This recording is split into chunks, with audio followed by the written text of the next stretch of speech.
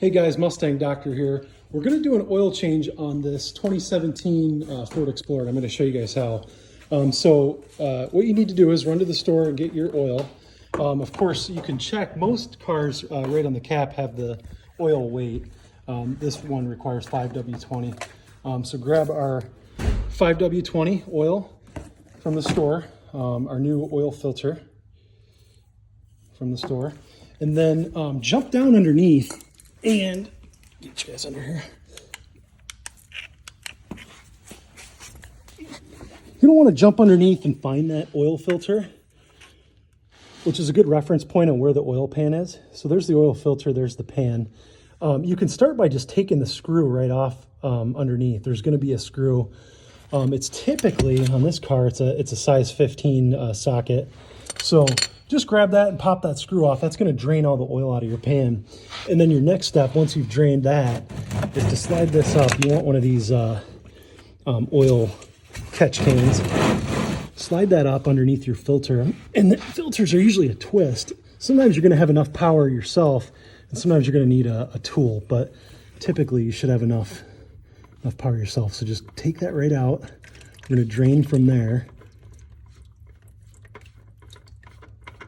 And that's just an unscrew. Like I said, let that fall out and just leave that right in your pan. Let all that oil drain out before you put the new filter on.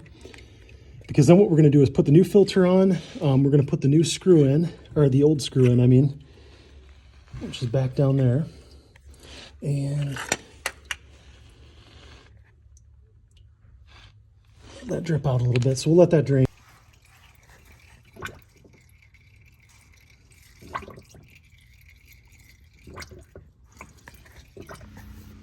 Okay guys, now that we've gotten all the oil drained out, both from our the bottom of our oil pan and from where the filter goes, we're just going to put the screw right back in.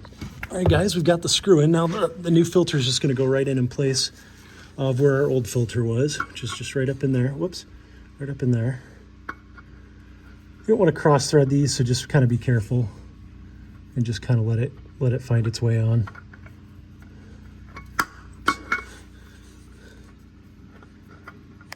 Yeah, what the oil should look like.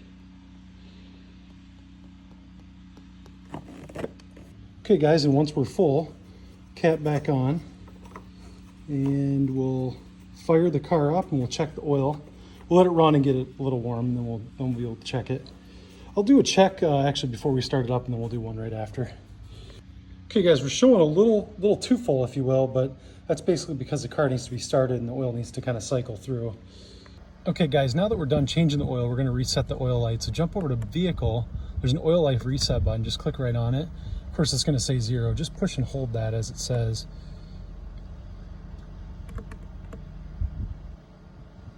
Until it's done. And that'll reset everything for you. Perfect.